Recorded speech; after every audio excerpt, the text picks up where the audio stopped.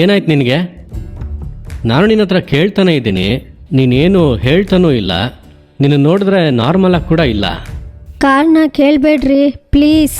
ಸುಧಾ, ಯಾವುದನ್ನು ಮನಸ್ಸಲ್ಲಿ ಇಟ್ಕೊಂಡಿದ್ರೆ ನಿನಗೆ ಪರಿಹಾರ ಸಿಕ್ಕಲ್ಲಮ್ಮ. ಅದು ಮನಸ್ಸು ಬಿಟ್ಟು ಆಚೆ ಬರಬೇಕು, ಮನ ತೆರೆದು ಮಾತಾಡಬೇಕು. ಮನ ತೆರೆದು ಮಾತನಾಡು. ಗಂಡನು ಹೆಂಡತಿಯು ಮನ ತೆರೆದು ಮಾತಾಡಬೇಕು. ಒಬ್ಬರಿಗೊಬ್ಬರು ಮನ ಬೆಚ್ಚಿ ಮಾತನಾಡುವಾಗ ಒಬ್ಬರ ಮನಸ್ಸಿನಲ್ಲಿರುವುದು ಇನ್ನೊಬ್ಬರಿಗೆ ತಿಳಿಯುತ್ತದೆ, ಮತ್ತೊಬ್ಬರ ಮನಸ್ಸಿನಲ್ಲಿರುವುದು ಇನ್ನೊಬ್ಬರಿಗೆ ತಿಳಿಯುತ್ತದೆ. ಈ ರೀತಿ ಮಾತನಾಡುವಾಗ ನಮ್ಮ ಬಾಳಲ್ಲಿ ಸಮಾಧಾನ ಉಂಟಾಗುತ್ತದೆ.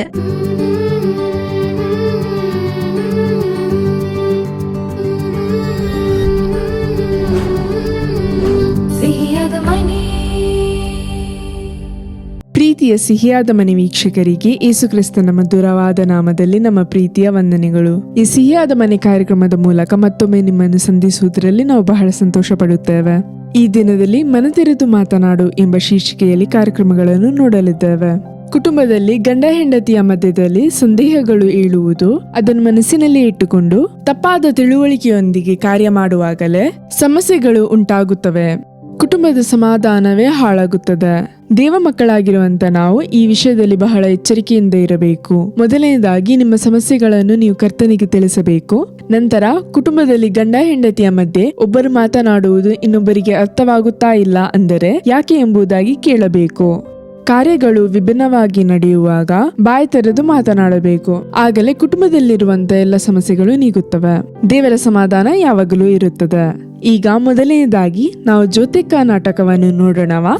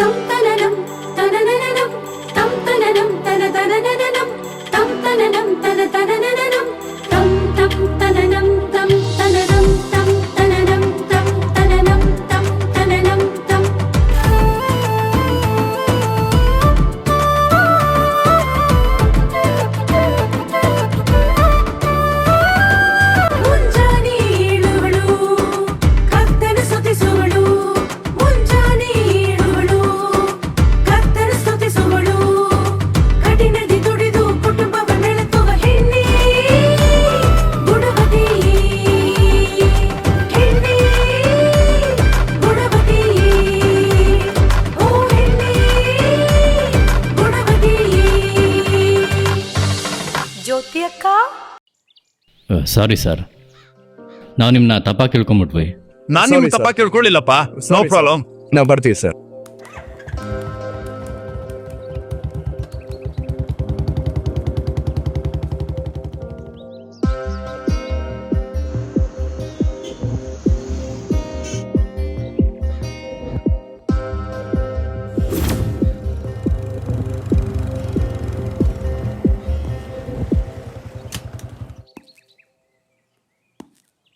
ಎಲ್ಲಿಗಮ್ಮ ಹೋಗಿ ಬರ್ತಿದ್ಯಾ? ಜ್ಯೋತಿ ಅಕ್ಕನ ನೋಡಕ್ಕೆ ಹೋಗಿ ಬಂದೆ ರೀ. ಸರಿ, ಓಕೆ. ನೀವೆಲ್ರಿ ಹೋಗಿ ಬರ್ತಾ ಇದ್ದೀರಾ? ಫ್ರೆಂಡ್ ಮನೆಗೆ ಬಂದಿದ್ದ, ಅವನ್ನ ಬಸ್ ಸ್ಟಾಪಿಗೆ ಬಿಟ್ಟು ಬರ್ತಾ ಇದ್ದೀನಿ.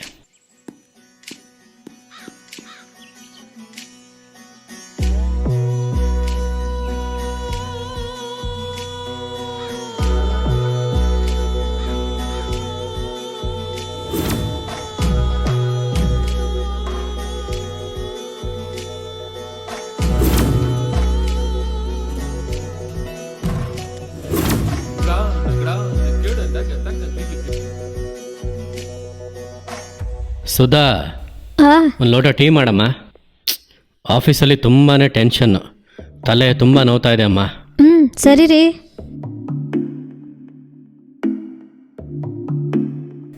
ತಗೊಳ್ಳಿ.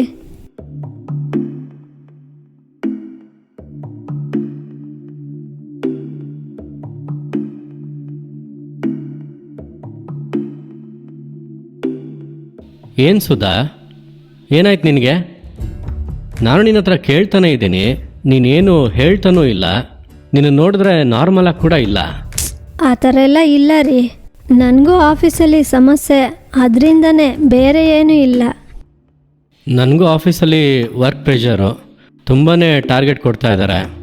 ಏನು ಮಾಡೋದಂತಲೇ ಗೊತ್ತಾಗ್ತಿಲ್ಲ. ಸುಧಾ, ಬ್ಯಾಂಗ್ಳೂರಿಗೆ ಟ್ರೈನಿಂಗ್ ಅಂತ 3 ದಿನಕ್ಕೆ ಕರಿತಾ ಇದ್ದಾರೆ. ನಾನು ಆಫೀಸಲ್ಲಿ ಸ್ವಲ್ಪ ಜನ ಅಲ್ಲಿಗೆ ಹೋಗ್ತಿದ್ದೀವಿ. ಬ್ಯಾಂಗ್ಳೂರ್ಗ? ಹೌದಮ್ಮ, ಅಲ್ಲಿಗೆ ಹೋದರೆ ಸ್ವಲ್ಪ ಮೈಂಡ್ ಫ್ರೀ ಆಗುತ್ತೆ. ಒಂದು ವೇಳೆ ಇವರ ಹುಡುಗಿ ಜೊತೆ ಬ್ಯಾಂಗ್ಳೂರ್ಗೆ ಹೋಗ್ತಾ ಇದ್ದಾರೇನೋ? ಬ್ಯಾಂಗ್ಳೂರ್ಗೆಲ್ಲ ಹೋಗೋದು ಬೇಡ.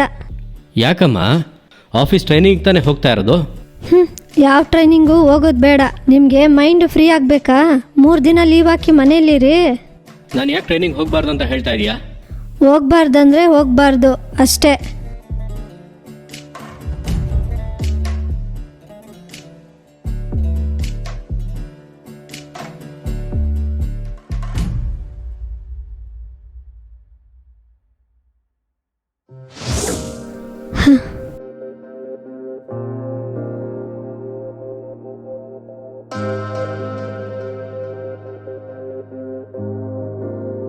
ಸುಧಾ, ಯಾಕಮ್ಮ ನಾನು ಹೋಗಬೇಡ ಅಂತ ಹೇಳ್ತಿದ್ಯಾ? ಕಾರಣ ಕೇಳಬೇಡ್ರಿ ಪ್ಲೀಸ್. ಕೇಳಬಾರ್ದು ಅಂತ ಹೇಳಿದ್ರೆ ನಾನು ಇದನ್ನು ಹೇಗೆ ತಗೊಳ್ಳಿ? ನನಗೂ ಸ್ವಂತವಾಗಿ ತೀರ್ಮಾನ ಮಾಡೋದಕ್ಕೆ ಬಿಡ್ತಾ ಇಲ್ಲ, ನೀನು ಕಾರಣ ಏನಂತ ಹೇಳ್ತಾ ಇಲ್ಲ. ನನ್ನ ಹತ್ರ ಏನು ಕೇಳಬೇಡಿ ಅಂತ ಹೇಳ್ದೆ ಅಲ್ವಾ? ಸುಧಾ, ನನ್ನ ಸ್ವಲ್ಪ ಒಂಟಿಯಾಗಿ ಬಿಡ್ತೀರಾ ಪ್ಲೀಸ್?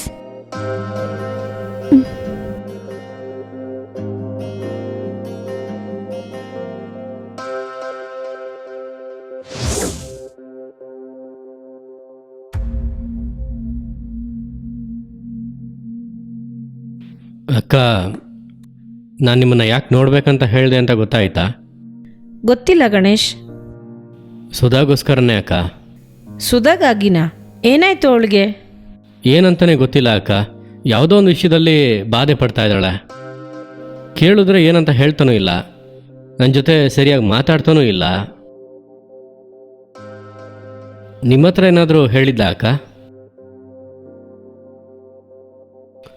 ಏನೋ ಒಂದನ್ನು ಮರೆ ಮಾಡ್ತಾ ಇದ್ದಾಳಕ್ಕ, ಏನಂತಾನೆ ಗೊತ್ತಾಗ್ತಿಲ್ಲ. ಅವಳ ಮನಸ್ಸಲ್ಲಿ ಏನೋ ಒಂದು ಕಾರ್ಯ ಅಡಗಿದೆ, ಆದರೆ ನನಗೆ ಅದನ್ನ ಹೊರಗೆ ತರಕ್ಕೆ ಆಗ್ತಾ ಇಲ್ಲ. ನಾನು ಕೇಳಿದರೂ ಕೂಡ ಸರಿಯಾಗಿ ಉತ್ತರನೇ ಕೊಡೋದಿಲ್ಲ. ಸ್ವಲ್ಪ ದಿನದಿಂದ ಮನೇಲಿ ನೆಮ್ಮದಿನೇ ಇಲ್ಲ ಅಕ್ಕ. ಅಮ್ಮ ಕೂಡ ಮನೇಲಿ ಇಲ್ಲ. ನನಗೇನು ಮಾಡೋದಂತಲೇ ಗೊತ್ತಾಗ್ತಿಲ್ಲ ಅಕ್ಕ. ಅದಕ್ಕೆ ನೀವೊಂದು ಸ್ವಲ್ಪ ಅವಳ ಹತ್ರ. ಸರಿ ಗಣೇಶ್, ನೀವು ಮನೆಗೆ ಹೋಗಿ, ನಾನು ಸುಧಾ ಹತ್ರ ಮಾತಾಡ್ತೀನಿ. ಟೀ ಕುಡೀರಿ.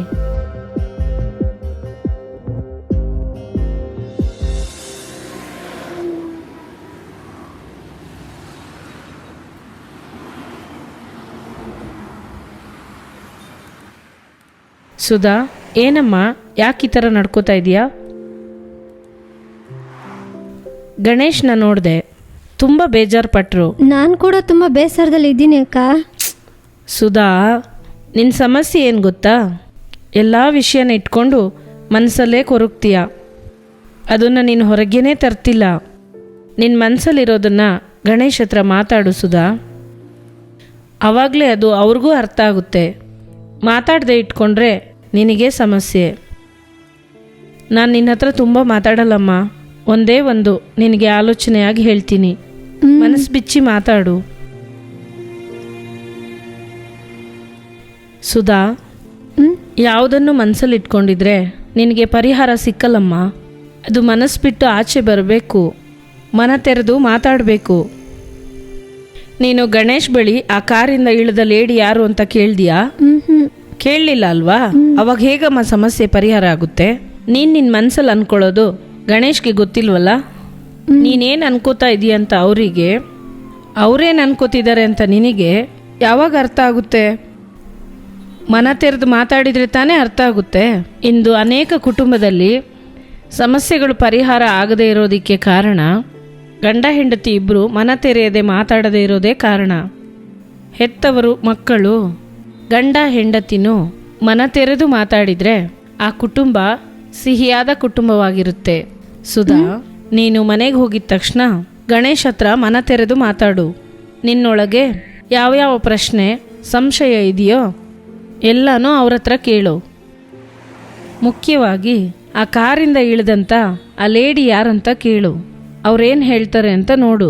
ಆವಾಗಲೂ ನಿನ್ನ ಮನಸ್ಸು ತೃಪ್ತಿ ಆಗಲಿಲ್ಲ ಅಂದರೆ ಮತ್ತೆ ಮಾತಾಡು. ಸುಧಾ, ನಿನ್ನ ಮನಸ್ಸಲ್ಲಿ ಏನೂ ಮರೆ ಮಾಡಿ ಇಟ್ಕೊಳ್ಬೇಡಮ್ಮ.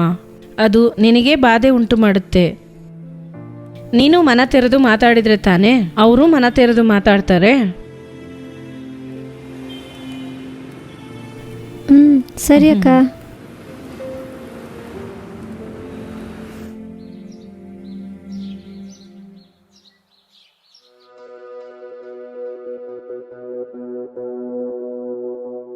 ನಾನು ನಿಮ್ಮ ಹತ್ರ ಮಾತಾಡಬೇಕು. ಮಾತಾಡಮ್ಮ. ಯಾಕಿದ್ರ ಕೇಳ್ತಿದ್ಯಾ? ಅವತ್ತು ಕಾರಿಂದ ಇಳಿದ್ರಲ್ಲ, ಅವ್ರು ಯಾರು? ಯಾವತ್ತಮ್ಮ? ಸುಮ್ಮನೆ ನಾಟಕ ಮಾಡಬೇಡ್ರಿ. ತರಕಾರಿ ಅಂಗಡಿ ಹತ್ರ ಇಳಿದ್ರಲ್ಲ, ನೀವಿಬ್ರು ಕೇಕ್ ಶಾಪಲ್ಲಿ ಕುತ್ಕೊಂಡು ನಗ್ನಗ್ತಾ ಮಾತಾಡ್ತಿದ್ರಲ್ಲ, ಹೇಳಿ. ಅವ್ರಿಗೆ ತಾನೇ ನಿಮ್ಮ ಸಂಬಳದಲ್ಲಿ ಸ್ವಲ್ಪ ಹಣ ಕೊಟ್ಟಿದ್ದೀರಾ? ಅವ್ರ ಜೊತೆ ತಾನೇ ಮಧ್ಯಾಹ್ನ ಊಟ ಮಾಡೋದಕ್ಕೆ ಹೋಟೆಲ್ಗೆ ಹೋದ್ರಿ? ಬ್ಯಾಂಗ್ಳೂರ್ಗೂ ಅವ್ರ ಜೊತೆ ಹೋಗಕ್ಕೆ ತಾನೇ ಪ್ಲ್ಯಾನ್ ಮಾಡಿದ್ರಿ? ಸುಮ್ಮನೆ ಮೂರ್ಖಳ ಥರ ಮಾತಾಡ್ಬೇಡ ಸುಧಾ. ಅವರು ನಮ್ಮ ಟೀಮ್ ಹೆಡ್. ಅವ್ರ ಕಾರ್ ಹೊತ್ತು ರಿಪೇರಿ ಆಗಿತ್ತು, ಅದಕ್ಕೇನೆ ನನ್ನ ಜೊತೆ ಬಂದಿದ್ದವರು.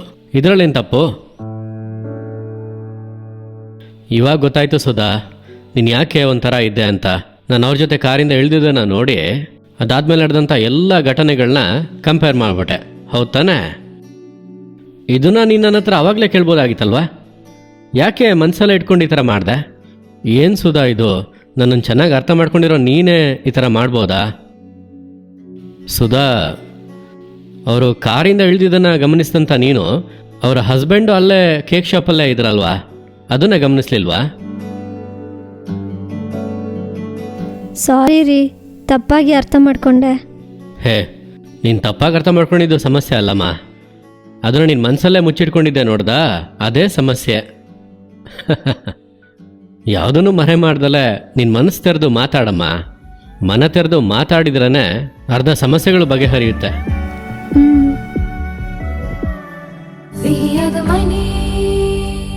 ಜೊತೆ ಕರ್ನಾಟಕವನ್ನು ನೋಡಿದ್ದೀರಾ? ಮನತೆರೆದು ಮಾತನಾಡದೆ ವಿಷಯಗಳನ್ನು ಮನಸ್ಸಿನಲ್ಲೇ ಇಟ್ಟುಕೊಳ್ಳುವುದರಿಂದ ಎಷ್ಟು ಸಮಸ್ಯೆಗಳು ಎಂದು ತಿಳಿದುಕೊಂಡಿರಾ? ದೇವರ ಮಕ್ಕಳಾಗಿರುವ ನಾವು ಮನತೆರೆದು ಮಾತನಾಡೋಣ, ಸಂತೋಷವಾಗಿ ಇರೋಣ. ಈಗ ಸಹೋದರಿ ಜಾಯ್ಸ್ ಲಾಜರಸ್ ಅವರು ನಿಮಗೋಸ್ಕರ ದೇವರ ವಾಕ್ಯವನ್ನು ಹಂಚಿಕೊಂಡು ನಿಮಗಾಗಿ ಪ್ರಾರ್ಥನೆ ಮಾಡಲು ಸಿದ್ಧರಾಗಿದ್ದಾರೆ. ಪ್ರಾರ್ಥನೆಯೊಂದಿಗೆ ದೇವರ ಸಂದೇಶ ಕೇಳಿರಿ. ಕರ್ತನು ನಿಶ್ಚಯವಾಗಿ ನಿಮ್ಮೊಟ್ಟಿಗೆ ಮಾತನಾಡಿ ನಿಮ್ಮನ್ನು ಆಶೀರ್ವದಿಸುವನು.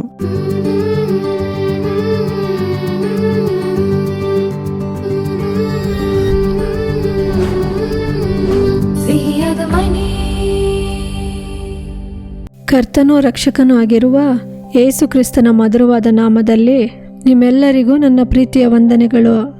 ಈ ದಿನದಲ್ಲಿ ದೇವರು ನಿಮ್ಮೊಂದಿಗೆ ಮಾತನಾಡಿ ನಿಮ್ಮನ್ನು ಆಶೀರ್ವದಿಸಲಿ. ಒಂದು ಒಳ್ಳೆ ನಾಟಕವನ್ನು ನೀವು ನೋಡಿದ್ದೀರಿ.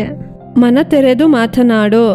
ಗಂಡನು ಹೆಂಡತಿಯು ಮನ ತೆರೆದು ಮಾತಾಡಬೇಕು. ಒಬ್ಬರಿಗೊಬ್ಬರು ಮನ ಬೆಚ್ಚಿ ಮಾತನಾಡುವಾಗ ಒಬ್ಬರ ಮನಸ್ಸಿನಲ್ಲಿರುವುದು ಇನ್ನೊಬ್ಬರಿಗೆ ತಿಳಿಯುತ್ತದೆ, ಮತ್ತೊಬ್ಬರ ಮನಸ್ಸಿನಲ್ಲಿರುವುದು ಇನ್ನೊಬ್ಬರಿಗೆ ತಿಳಿಯುತ್ತದೆ. ಈ ರೀತಿ ಮಾತನಾಡುವಾಗ ನಮ್ಮ ಬಾಳಲ್ಲಿ ಸಮಾಧಾನ ಉಂಟಾಗುತ್ತದೆ. ಅನೇಕ ಸಹೋದರಿಯರಿಗೆ ಗಂಡನ ಮೇಲೆ ಒಂದು ಸಂಶಯ, ಗಂಡ ಯಾರ ಬಳಿ ಮಾತನಾಡಿದರೂ ಸಂಶಯ, ಅದೊಂದು ಸಂಶಯದ ಆತ್ಮ. ಈ ನಾಟಕದಲ್ಲೂ ಸಹ ಹೆಂಡತಿಯು ಸಂಶಯ ಪಡುತ್ತಾಳೆ ಗಂಡನ ಮೇಲೆ, ಗಂಡನ ಬಳಿ ಜಗಳ ಮಾಡುತ್ತಾಳೆ. ಒಬ್ಬರಿಗೊಬ್ಬರು ಮಾತನಾಡುವಾಗ ಅದು ಸಮಾಧಾನವಾಗುತ್ತದೆ. ನನ್ನ ಪ್ರಿಯರಾದವರೇ, ಇಂದು ಅನೇಕ ಮನೆಗಳಲ್ಲಿ ಗಂಡನು ತಪ್ಪಾಗಿ ನಡೆದುಕೊಳ್ಳುತ್ತಾನೆ, ಇಲ್ಲ ಸೆಲ್ಫೋನಲ್ಲಿ ಯಾರೊಂದಿಗೂ ಮಾತಾಡುತ್ತಾರೆ. ಆ ರೀತಿ ಹೆಂಡತಿಗೆ ಅನ್ನಿಸಿದರೆ ತಕ್ಷಣ ಜಗಳ ಮಾಡುತ್ತಾರೆ.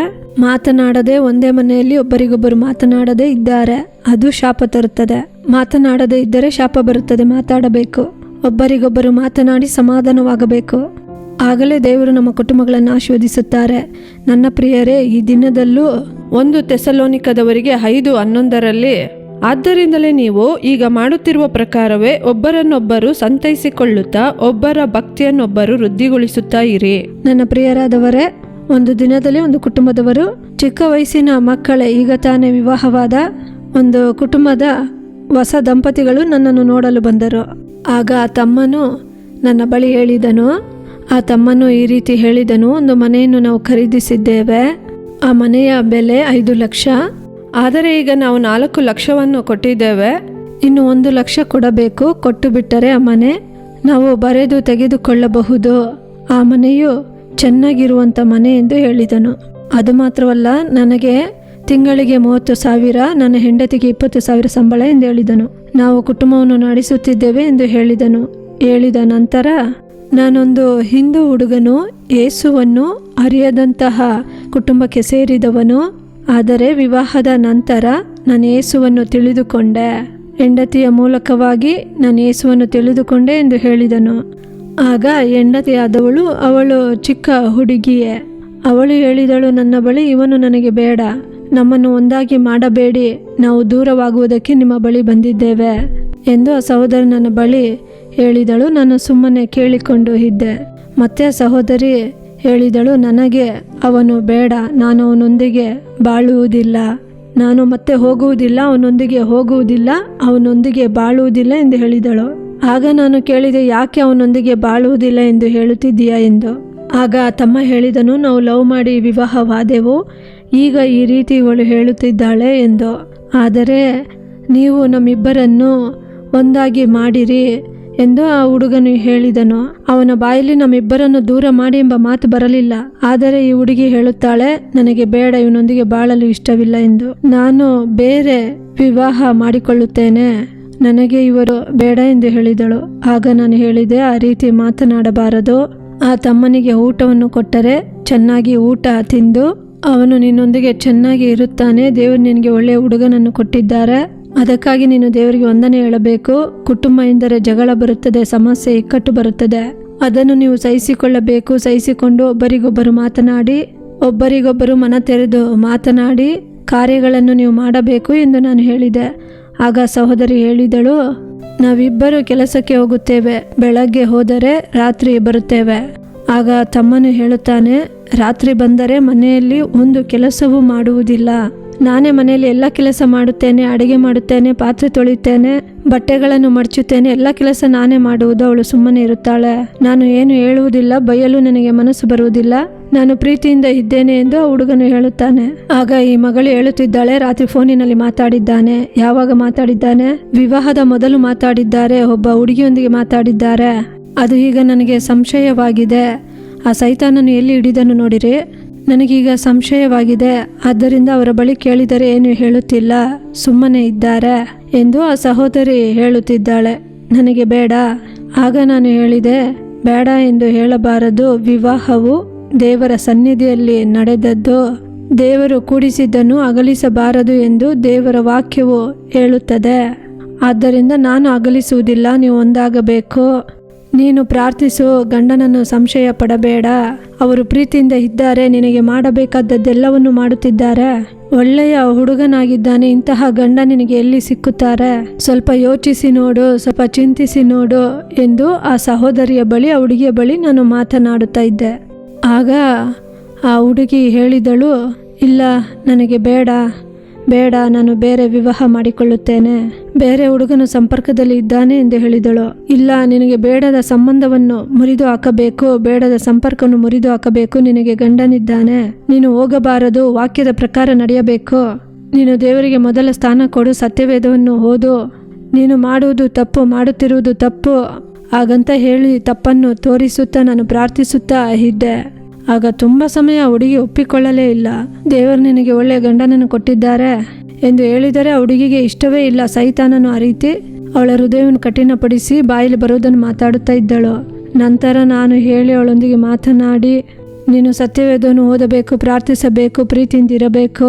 ಗಂಡ ಹೆಂಡತಿ ಒಬ್ಬರಿಗೊಬ್ಬರು ಪ್ರೀತಿಯಿಂದಿರಬೇಕು, ಒಬ್ಬರಿಗೊಬ್ಬರು ಪ್ರೀತಿಯಿಂದ ಕಾರ್ಯಗಳನ್ನು ಮಾಡಬೇಕು ಎಂದು ಅವಳೊಂದಿಗೆ ಮಾತನಾಡಿ ಇಂದು ನೀವು ಇಲ್ಲೇ ಇದ್ದು ಪ್ರಾರ್ಥಿಸಿ, ನೀವಿಬ್ಬರು ಮಾತನಾಡಿ ನಂತರ ನಾಳೆ ಬಂದು ನನ್ನನ್ನು ನೋಡು ಎಂದು ಮಾತನಾಡಿ ಕಳಿಸಿಕೊಟ್ಟೆ. ನಂತರ ಮಾರನೇ ದಿನ ಬಂದಳು. ಬಂದ ಕೂಡಲೇ ಅವಳ ಮುಖದಲ್ಲಿ ಸಂತೋಷ ಕಾಣಿಸಿತು. ಗಂಡನೊಂದಿಗೆ ಬಂದಿದ್ದಳು. ನಾನು ಗಂಡನನ್ನು ನೋಡಿದೆ, ಹೆಂಡತಿಯನ್ನು ನೋಡಿದೆ. ತಕ್ಷಣ ನನ್ನ ಬಳಿ ಹೇಳಿದಳು, ಸರಿ ಆಂಟಿ, ನಾನು ನನ್ನ ಗಂಡನೊಂದಿಗೆ ಇರುತ್ತೇನೆ, ಬೇಡದ್ದನ್ನೆಲ್ಲ ಬಿಟ್ಟು ಬಿಡಬೇಕೆಂದು ನನ್ನ ಪಾಪವನ್ನು ತಿಳಿದುಕೊಂಡೆ. ನಾನು ಮಾಡಿದ್ದು ತಪ್ಪೇ, ನಾನು ಮಾಡಿದ್ದೆಲ್ಲ ಪಾಪವೇ, ನನ್ನನ್ನು ಕ್ಷಮಿಸಿಬಿಡಿ ಆಂಟಿ ಎಂದು ಹೇಳಿದಳು. ಆಗ ನಾನು ಹೇಳಿದೆ, ನಿನ್ನ ಗಂಡನ ಬಳಿ ಮಾತನಾಡು, ಬಾಳುತ್ತೇನೆ ಎಂದು ಹೇಳುತ್ತಿದೆಯಲ್ಲ, ನೀನೀಗ ಮಾತನಾಡು. ಒಬ್ಬರಿಗೊಬ್ಬರು ಕೈ ಹಿಡಿದು ಮಾತನಾಡಿಕೊಳ್ಳಿ, ನನ್ನನ್ನು ಕ್ಷಮಿಸಿ ಎಂದು ಕೇಳಿಕೊಳ್ಳಿರಿ ಎಂದು ಹೇಳಿದೆ. ಈ ಸಹೋದರಿ ತನ್ನ ಗಂಡನ ಕೈ ಹಿಡಿದು, ಬೇಡ, ನನಗೆ ಬೇಡ, ನಮ್ಮನ್ನು ಅಗಲಿಸಿರಿ, ನಾನು ಬೇರೆ ವಿವಾಹ ಮಾಡಿಕೊಳ್ಳುತ್ತೇನೆ ಎಂದು ಹೇಳಿದ ಹುಡುಗಿ ದೇವರು ಅವಳ ಹೃದಯವನ್ನು ಬದಲಾಯಿಸಿದ್ದರು. ನೀನು ಮಾಡುವುದು ತಪ್ಪು, ಇದು ಸರಿಯಲ್ಲ, ನೀನು ಮನ ತಿರುಗಬೇಕು ಎಂದು ಹೇಳುತ್ತಾ ಇದ್ದೆ. ನಂತರ ನಾನು ಮಾಡಿದ್ದು ತಪ್ಪು ಎಂದು ಒಪ್ಪಿಕೊಂಡಳು. ತಕ್ಷಣ ಗಂಡನ ಬಳಿ ಕ್ಷಮಾಪಣೆಯನ್ನು ಕೇಳಿದಳು.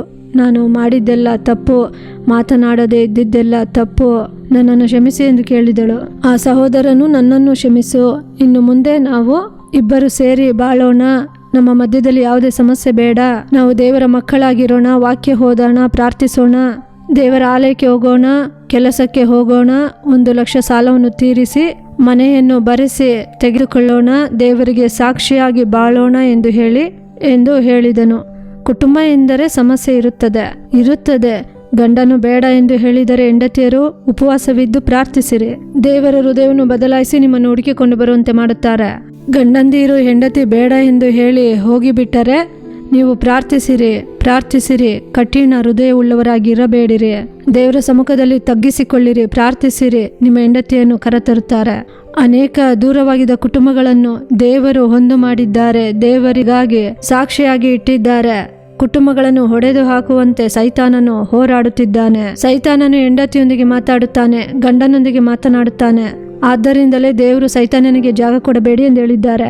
ನನ್ನ ಪ್ರಿಯರಾದವರೇ, ನಾವು ಸೈತಾನನಿಗೆ ಜಾಗ ಕೊಡದಂತೆ ಪ್ರತಿದಿನವೂ ಮುಂಜಾನೆ ಎದ್ದು ದೇವರ ವಾಕ್ಯವನ್ನು ಪ್ರೀತಿಸಿ ಓದಿ ಪ್ರಾರ್ಥಿಸಬೇಕು. ದೇವರ ವಾಕ್ಯದ ಪ್ರಕಾರ ದಿನ ಪೂರ್ತಿ ದೇವರ ಕೃಪೆ ನಮ್ಮೊಂದಿಗೆ ಇರಬೇಕೆಂದು ನಾವು ಹೇಳಿ ಪ್ರಾರ್ಥಿಸುವಾಗ ದೇವರು ಕುಟುಂಬವನ್ನು ಆಶೀರ್ವದಿಸುತ್ತಾರೆ, ಗಂಡ ಹೆಂಡತಿಯನ್ನು ಆಶೀರ್ವದಿಸುತ್ತಾರೆ.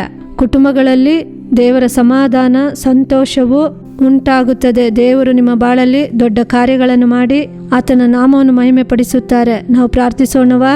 ಯೇಸುವೇ, ನಿಮಗೆ ವಂದನೆ ಸಲ್ಲಿಸುತ್ತೇವಪ್ಪ, ನಿಮ್ಮನ್ನು ಸ್ತುತಿಸುತ್ತೇವೆ, ವಂದನೆ ಮಾಡುತ್ತೇವೆ ಅಪ್ಪ. ಈ ಸಮಯಕ್ಕಾಗಿ ನಿಮಗೆ ವಂದನೆ ಸಲ್ಲಿಸುತ್ತೇವಪ್ಪ.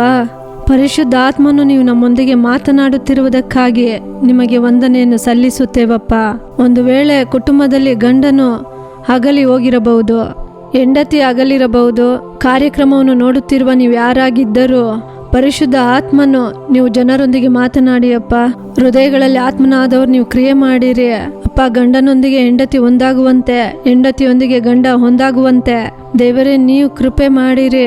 ಕ್ಷಮಿಸುವಂತ ಗುಣವನ್ನು ಕುಟುಂಬಗಳಲ್ಲಿ ನೀವು ಕಟ್ಟಲೆ ಇಡಿರಿ ದೇವರೇ ಅಪ್ಪ. ಗಂಡನು ಮಾಡಿದ ಕಾರ್ಯದಿಂದ ಹೆಂಡತಿ ಕ್ಷಮಿಸುವಂತೆ ಅಪ್ಪ, ಹೆಂಡತಿ ಮಾಡಿದ ಕಾರ್ಯದಿಂದ ಗಂಡನು ಕ್ಷಮಿಸುವಂತ ಹೃದಯವನ್ನು ಅಪ್ಪ ನೀವು ಆಶೀರ್ವದಿಸಿರಿ. ಎಲ್ಲ ಕಳವಳಗಳನ್ನು ಯೇಸುವಿನ ನಾಮದಲ್ಲಿ ಬದಲಾಗಲಿ. ಕುಟುಂಬಗಳಲ್ಲಿ ಕಾಣುವಂಥ ಕಳವಳಗಳು ನೀಗಿ ಹೋಗಲಪ್ಪ. ಸಂಶಯವನ್ನು ಉಂಟು ಮಾಡುವ ಆತ್ಮಗಳು, ಅಪನಂಬಿಕೆಯನ್ನು ಉಂಟು ಮಾಡುವ ಆತ್ಮಗಳು, ವಿಭಜನೆಯನ್ನು ಉಂಟು ಮಾಡುವ ಆತ್ಮಗಳು ಯೇಸುವಿನ ನಾಮದಲ್ಲಿ ನಾಶವಾಗಲಿ ದೇವರೇ. ಕುಟುಂಬಕ್ಕೆ ವಿರೋಧವಾಗಿ ಎದ್ದೊಳ್ಳುವಂತೆ ಎಲ್ಲ ಮೂರ್ಖತನದ ಆತ್ಮಗಳು ಯೇಸುವಿನ ನಾಮದಲ್ಲಿ ನಾಶವಾಗಲಪ್ಪ. ಕುಟುಂಬಗಳು ಯೇಸುವಿನ ನಾಮದಲ್ಲಿ ಒಂದಾಗಲಿ ಅಪ್ಪ. ದೂರವಾಗಿರುವ ಕುಟುಂಬಗಳನ್ನು ಒಂದು ಮಾಡಿರಿ ಅಪ್ಪ. ನೀವು ಅದ್ಭುತಗಳನ್ನು ಮಾಡಿರಿ ಅಪ್ಪ. ಕುಟುಂಬಗಳಲ್ಲಿ ಹೆಂಡತಿ ಗಂಡ ಒಂದಾಗಿ ಬಾಳಿ ನಿಮಗೆ ಸಾಕ್ಷಿಯಾಗಿ ನಿಂತುಕೊಳ್ಳಲಪ್ಪ ದೇವರೇ. ಆ ರೀತಿ ನೀವು ಮಾಡುವುದಕ್ಕಾಗಿ ನಿಮಗೆ ವಂದನೆ ಅಪ್ಪ ದೇವರೇ. ಕುಟುಂಬಗಳನ್ನು ಆಶೀರ್ವದಿಸಿರಿ. ಕುಟುಂಬಗಳಲ್ಲಿ ಕೊಟ್ಟಿರುವಂಥ ಮಕ್ಕಳನ್ನು ಆಶೀರ್ವದಿಸಿರಿ ಅಪ್ಪ. ಗರ್ಭಫಲ ಇಲ್ಲದೆ ತವಕಿಸುತ್ತಿರುವವರಿಗೆ ನೀವು ಗರ್ಭಫಲವನ್ನು ಕೊಡಿರಿ. ಗರ್ಭವನ್ನು ಮುಟ್ಟಿ ಆಶೀರ್ವದಿಸಿರಿ ದೇವರೇ ಅಪ್ಪ. ನೀವು ಮಕ್ಕಳನ್ನು ಕೊಟ್ಟು ಗರ್ಭಫಲವನ್ನು ಕೊಟ್ಟು ಆಶೀರ್ವದಿಸಿರಿ ಅಪ್ಪ. ಎಲ್ಲ ಕೊರತೆಗಳು ಯೇಸುವಿನ ನಾಮದಲ್ಲಿ ಲಯವಾಗಲಿ ಅಪ್ಪ. ಕೆಲಸ ಇಲ್ಲದ ಜನರಿಗೆ ಅಪ್ಪ ಒಂದು ಮಾರ್ಗಗಳನ್ನು ತೆರೆಯಿರಿ. ಪ್ರಮೋಷನಿಗಾಗಿ ಕಾದಿರುವಂಥ ಜನರಿಗೆ ಪ್ರಮೋಷನ್ ಅನ್ನು ಕೊಟ್ಟು ನೀವು ಆಶೀರ್ವದಿಸಿರಿ ಅಪ್ಪ. ನನಗೊಂದು ಒಳ್ಳೆ ಕೆಲಸ ಬೇಕು, ನನಗೊಂದು ಒಳ್ಳೆ ಕೆಲಸ ಬೇಕೆಂದು ಪ್ರಾರ್ಥಿಸುತ್ತಿರುವವರಿಗೆ ಅಪ್ಪ ಒಳ್ಳೆ ಒಂದು ಕೆಲಸವನ್ನು ಕೊಟ್ಟು ಆಶೀರ್ವದಿಸಿರಿ. ವಿವಾಹಕ್ಕಾಗಿ ಕಾದಿರುವಂತೆ ಯವನಸ್ಥರಿಗೆ ತಕ್ಕ ವಧುವರನನ್ನು ಕೊಟ್ಟು ಆಶೀರ್ವದಿಸಿರಿ ಅಪ್ಪ. ಓದುತ್ತಿರುವಂಥ ಮಕ್ಕಳನ್ನು ಆಶೀರ್ವದಿಸಿರಿ. ಚಿಕ್ಕ ಮಕ್ಕಳನ್ನು ಆಶೀರ್ವದಿಸಿರಿ ಅಪ್ಪ. ಅಪ್ಪ, ನಿಮ್ಮ ಶುಭವು ಕೃಪೆಯು ಕುಟುಂಬದ ಸುತ್ತಲೂ ಬೇಲಿಯಂತೆ ಹಾಕಿರಿ. ಆತ್ಮನಾದವರ ಹಸ್ತ ಆ ರೀತಿ ಮಾಡುವುದಕ್ಕಾಗಿ ನಿಮಗೆ ವಂದನೆ. ಯೇಸುವಿನ ನಾಮದಲ್ಲಿ ಪ್ರಾರ್ಥಿಸುತ್ತೇವೆ ತಂದೆಯೇ, ಆಮೇನ್ ಆಮೇನ್. ನನ್ನ ಪ್ರಿಯರಾದವರೇ, ದೇವರು ನಿಮ್ಮೊಂದಿಗೆ ಮಾತಾಡಿರುತ್ತಾರೆ ಎಂದು ನಾನು ನಂಬುತ್ತೇನೆ. ಅನೇಕ ಕುಟುಂಬಗಳು ವಿಭಜನೆ ಆಗಿರುವುದನ್ನು ನೋಡಬಹುದು. ಒಬ್ಬರಿಗೊಬ್ಬರು ಕ್ಷಮಿಸಿರಿ. ಕ್ರೈಸ್ತನು ನಮ್ಮನ್ನು ಕ್ಷಮಿಸಿದ ರೀತಿ ಗಂಡ ಹೆಂಡತಿಯನ್ನು ಕ್ಷಮಿಸಿರಿ, ಹೆಂಡತಿ ಗಂಡನನ್ನು ಕ್ಷಮಿಸಿರಿ. ನೀವು ವಿಭಜನೆಯಾದ ಕುಟುಂಬಗಳಾಗಿದ್ದರೆ ನೀವು ಒಬ್ಬರಿಗೊಬ್ಬರು ಒಂದಾಗಿ ಒಬ್ಬರಿಗೊಬ್ಬರು ಸಮಾಧಾನವನ್ನು ಹೊಂದಿ ದೇವರಿಗೆಂದು ಸಾಕ್ಷಿಯಾಗಿ ಬದಲಾಗಿರಿ. ದೇವರು ಕುಟುಂಬಗಳನ್ನು ಆಶೀರ್ವದಿಸಲಿ. ಆಮೇನ್, ಆಮೇನ್. ಪ್ರಿಯರಾದವರೇ, ಈ ದಿನದ ಕಾರ್ಯಕ್ರಮ ನಿಮಗೆ ಆಶೀರ್ವಾದವಾಗಿತ್ತು ಎಂದು ನಾವು ನಂಬುತ್ತೇವೆ. ನೀವು ಹೊಂದಿದ ಮೇಲುಗಳನ್ನು, ಆಶೀರ್ವಾದಗಳನ್ನು ನಮಗೆ ತಿಳಿಸಲು ಮರೆಯಬೇಡಿ. ನಿಮ್ಮ ಪ್ರಾರ್ಥನಾ ಮನವಿಗಳನ್ನು ದೂರವಾಣಿಯ ಮೂಲಕ, ಇಮೇಲ್ ಮೂಲಕ ನಮಗೆ ತಿಳಿಯಪಡಿಸಿರಿ. ನಿಮಗಾಗಿ ಪ್ರಾರ್ಥಿಸಲು, ಆಲೋಚನೆ ಕೊಡಲು ಸಹೋದರ ಮೋಹನ್ ಸಿ ಲಾಜರಸ್ ಅವರು ಮತ್ತು ದೇವ ಸೇವಕರುಗಳು ಸಿದ್ಧರಾಗಿದ್ದಾರೆ. ಶನಿವಾರ ಮತ್ತು ಭಾನುವಾರ ದೂರದರ್ಶನ ಹಾಗೂ ಯೇಸು ಬಿಡಿಸುತ್ತಾನೆ ಸಾಮಾಜಿಕ ಜಾಲತಾಣಗಳಲ್ಲಿ ಪ್ರಸಾರವಾಗುವ ಪ್ರಾರ್ಥಿಸೋಣ ಬನ್ನಿ ಕಾರ್ಯಕ್ರಮವನ್ನು ನೋಡಲು ಮರೆಯಬೇಡಿ. ಪುನಃ ಮುಂದಿನ ವಾರ ಇದೇ ಕಾರ್ಯಕ್ರಮದಲ್ಲಿ ಇದೇ ಸಮಯದಲ್ಲಿ ಸಂಧಿಸೋಣ. ಅದುವರೆಗೂ ದೇವರ ಕೃಪೆ ನಿಮ್ಮೊಂದಿಗಿರಲಿ. For further details and prayer support, Jesus Redeems Ministries, Nalamavadi, Thoothukudi District, 628-211. Our phone number 080-3545-4545. God bless you.